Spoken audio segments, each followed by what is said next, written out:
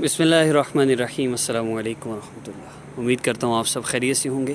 میں ہوں کاشف محمود، اور آج کی ویڈیو میں آپ کو بیسک صرف ایک چیز مختصراً عرض کروں گا اور مختصر سا عمل بتاؤں گا، کیونکہ مصروفیت ہے اور ٹائمنگ کافی اکثر اوقات لیٹ ہو جاتی ہے۔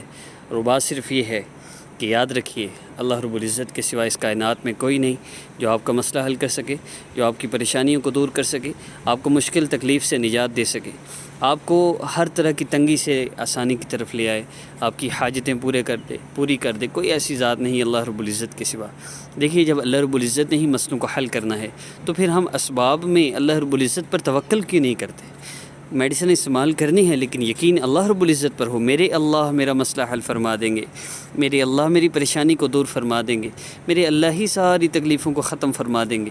اللہ ہی کرنے والے ہیں، اللہ کے سوا کوئی ہماری پریشانی کو دور نہیں کر۔ اب سمجھ نہیں آتی، اب اللہ کے سوا کی یقین ہے آپ کا کہ کوئی آپ کی پریشانی دور نہیں کر سکتا، تو پھر آپ اللہ کے غیر سے کیوں مانگ رہے ہیں؟ آپ وظائف میں اپنے آپ کو اتنا کیوں لگا رہے ہیں؟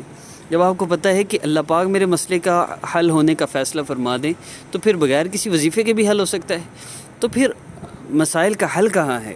مسائل کا حل اعمال میں ہے، مسائل کا حل اللہ رب العزت سے مانگنے میں ہے، اللہ رب العزت سے دعائیں کرنے میں ہے۔ ہم اللہ رب العزت سے مانگ لیں، ہم اللہ رب العزت سے عرض کریں۔ عرض کرنے کا بڑا آسان سا طریقہ ہے، بس چھوٹا سا ایک کام کر لیں۔ آپ صلی اللہ علیہ وسلم کو جب کوئی سخت امر پیش آتا تھا، حضرت حذیفہ رضی اللہ تعالیٰ عنہ فرماتے ہیں کہ آقا پاک صلی اللہ علیہ وسلم کو جب کوئی سخت امر پیش آتا تو آپ صلی اللہ علیہ وسلم فوراً نماز کی طرف متوجہ ہوتے تھے۔ نماز کی طرف متوجہ ہوں۔ نماز کیا ہے؟ 2 رکعت نفل پڑھیں، پھر 2 نفل پڑھیں، پھر 2 نفل پڑھیں، پڑھتے رہیے۔ 1 گھنٹے بعد، 2 گھنٹے بعد، 3 گھنٹے بعد، 4 گھنٹے بعد اللہ رب العزت سے مانگتے رہیے نوافل کے ذریعے، اور پھر دعا کر لیجئے۔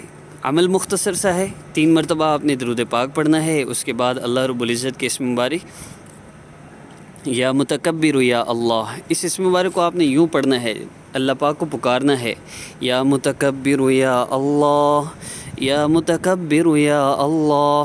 اللہ پاک کو یوں پکاریے جیسے بچہ اپنی ماں کو مصیبت تکلیف پریشانی میں پکارتا ہے۔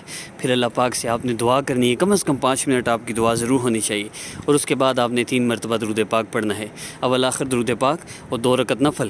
یہ آپ کو کہا جائے یا نہ کہا جائے، آپ نے ضرور پڑھنے ہیں۔ اگر محسوس عام میں ہو تو اذان کے بعد اس عمل کو کر سکتے ہیں۔ آج کی ویڈیو میں فی الحال صرف اتنا ہی، اور ہو سکتا ہے لائیو اسٹریم میں مزید آپ کو انفارمیشن بھی دی جائیں، چینج یور لائف کورس کے حوالے سے گائیڈ لائن بھی دی جائے، لیکن 4 بجے اور 5 بجے روزانہ اپلوڈ ہونے والے وظیفہ کو آپ ضرور کیا کریں۔ السلام علیکم ورحمۃ اللہ وبرکاتہ۔